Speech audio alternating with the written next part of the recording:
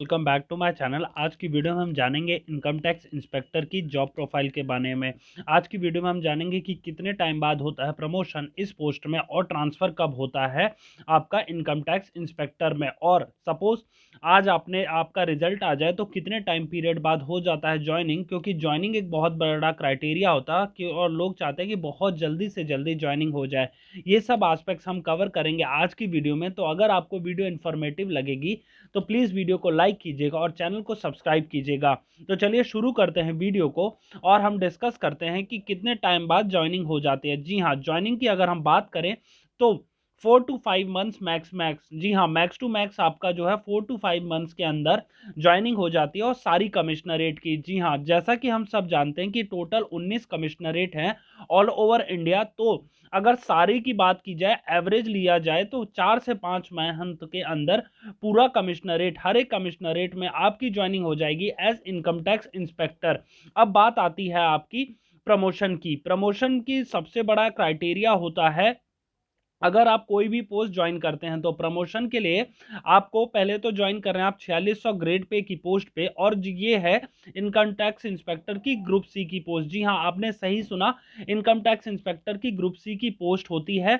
और इसकी होती है ट्रेनिंग, पहले सबसे पहले 3 मंथ की, 3 मंथ की आपकी ट्रेनिंग होती है। और ऐसा नहीं है कि जैसे ही आपने आज ज्वाइन किया कल से आपकी ट्रेनिंग चालू, नहीं, ये डिफरेंट डिफरेंट पूरे बैचेस बनते हैं और इसमें आपकी ट्रेनिंग होगी बैच वाइज। सपोज ए बैच का नेक्स्ट मंथ हो गया, फिर उसके बाद नेक्स्ट बैच का उससे नेक्स्ट टू नेक्स्ट मंथ में होगा। तो ऐसे आपके हर एक बैच में 3 मंथ की ट्रेनिंग होती है। अब नेक्स्ट आता है आपका, इसमें क्या है कि सपोज आपने 4600 ग्रेड पे की पोस्ट के लिए ज्वाइन कर लिया है income tax inspector S income tax inspector.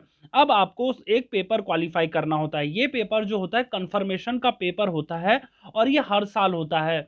मतलब सपोज आपने इस साल में एक पेपर क्वालिफाई कर लिया तो आपका ये कंफर्म हो जाएंगे आप। जी हाँ, कंफर्म हो जाएंगे उस पोस्ट के लिए 4600 के लिए। अदरवाइज आप वो कंफर्म नहीं कर पाते और 3 अटेम्प्ट मिलते हैं उस पेपर को क्वालिफाई करने के लिए। 3 अटेम्प्ट में आप क्वालिफाई नहीं कर पाते तो आपको सीनियर टैक्स असिस्टेंट बना दिया जाता है। जी हाँ, 4200 ग्रेड पे वापस आपको पहुंचा दिया जाता है।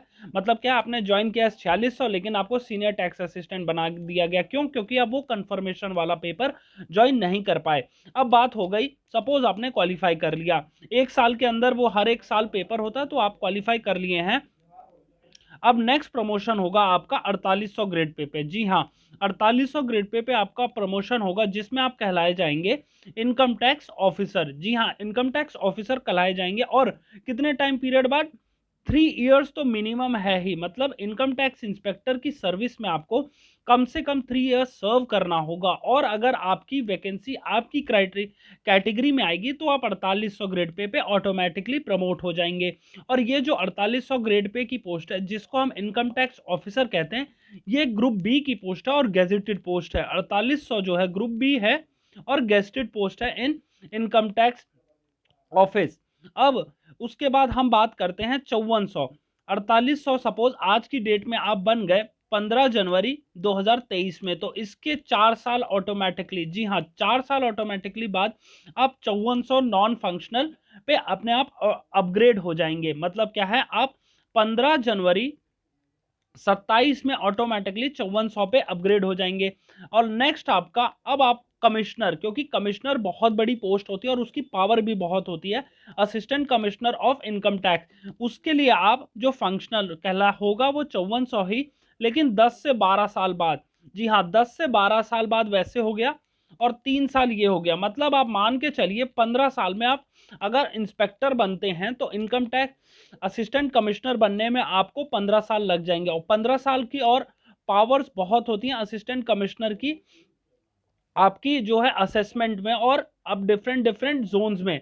अब उसके बाद आप बन गए हैं असिस्टेंट कमिश्नर। अब नेक्स्ट प्रमोशन होगा आपका डिप्टी कमिश्नर पे, जो कि होगा 6600 ग्रेड पे का। जी हाँ, 6600 ग्रेड पे की पोस्ट है।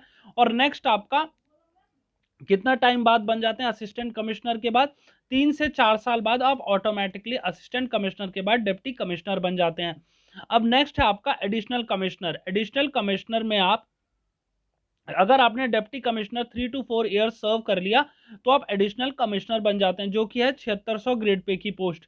अब हम बात करते हैं ट्रांसफर्स की, प्रमोशन की बात हो गई और ट्रांसफर की बात करें तो टोटल ऑल ओवर इंडिया जो है 19 कमिश्नरेट हैं इनकम टैक्स की। जी हाँ, 19 कमिश्नरेट हैं।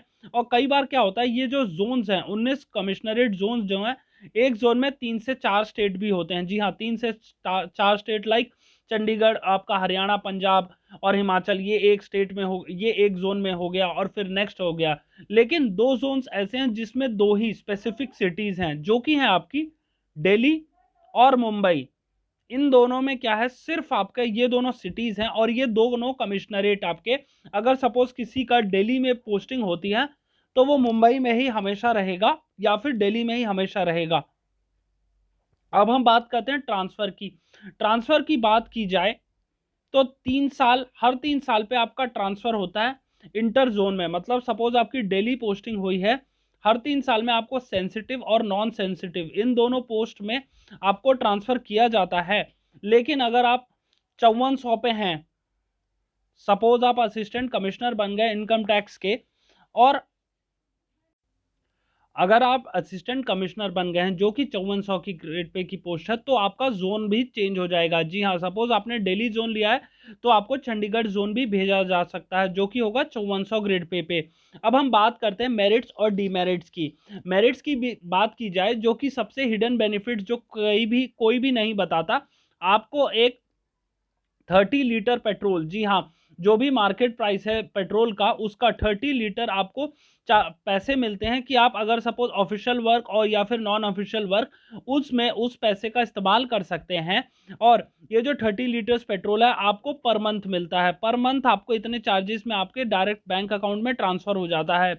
नेक्स्ट है आपका एक फोन सिम भी मिलती है। जी हाँ, सिम मिलती है आपको, जो कि MTNL की होती है और उस पर सारा भी जितना भी एक्सपेंस होता है आपका इंटरनेट का, कॉल का, वो जो है ऑफिस आपका बियर अप करता है। अब नेक्स्ट बात करते हैं हम डीमेरिट्स की। अगर हम डीमेरिट्स की बात करें तो पहले तो सबसे बड़ा एक डीमेरिट ये होता है कि अगर आपने रेड कहीं करने जाना है तो उसका आपको पहले तो कोई इंफॉर्मेशन नहीं होता, और आपको सुबह 3 बजे भी जाना जा सकता है, 4 बजे भी जाना पड़ सकता है। और अगर आपको रेड पे जाना पड़ेगा तो वो कई बार रेड 3 से 4 दिन की हो सकती है। मतलब आपको घर भी नहीं आना होगा और उसी टाइम पीरियड में वहां रहना होगा। तो गाइज ये तो हो गया थोड़ा सा आपका एक डीमेरिट, जो कि अगर किसी को पसंद है ऐसा एक्सपीरियंस, उसके लिए एक बहुत बड़ा बेनिफिट भी है कि एक थोड़ा सा आपको किक, जी हाँ, किक भी मिलती है ऐसे काम करने में। और उसके बाद कई बार प्रेशर भी होता है आपका हायर अथॉरिटीज से आपका किसी स्पेसिफिक फाइल के लिए। तो गाइज ये थे इसके बेनिफिट्स और डीमेरिट्स। बेनिफिट्स तो जैसे बहुत है, एक बहुत बड़ा आपका प्रेस्टिजियस पोस्ट है, आपके पास पावर भी है। लेकिन एक और चीज, कई लोग पूछते हैं क्या हमें इसमें गन मिलेगी, तो इसका आंसर है नो, गन प्रोवाइड नहीं होती इनकम टैक्स इंस्पेक्टर को। और उसके बाद तो इसमें हमने ये डिस्कस कर लिया क्या मेरिट्स हैं क्या डीमेरिट्स हैं इनकम टैक्स इंस्पेक्टर की। और पैसे तो नो डाउट हैं ही, क्योंकि 4600 ग्रेड पे की पोस्ट है तो आपको 65,000 प्लस आपकी सैलरी होती है इन हैंड। और सारी फैसिलिटीज, चाहे वो CGHS हो, चाहे वो आपका LTC मतलब ऑल ओवर इंडिया घूमना हो, ये सारी फैसिलिटीज आपको मिलेंगी, क्योंकि ये एक सेंट्रल गवर्नमेंट की पोस्ट है। तो गाइज ये हो गया आज का वीडियो। नेक्स्ट वीडियो में हम ऐसी ही किसी पोस्ट के बारे में डिस्कस करेंगे इन डेप्थ में, और मैं आपको कुछ ऐसे अननोन बेनिफिट्स लाने की कोशिश करूंगा जिससे आप और ज्यादा मोटिवेट हो सके अपनी तैयारी के लिए। ये था आज का वीडियो अगर इन्फॉर्मेटिव लगा हो तो प्लीज वीडियो को लाइक कीजिएगा और चैनल को सब्सक्राइब कीजिएगा ऐसे ही इन्फॉर्मेटिव कंटेंट के लिए। ये था आज का video. Thank you for watching.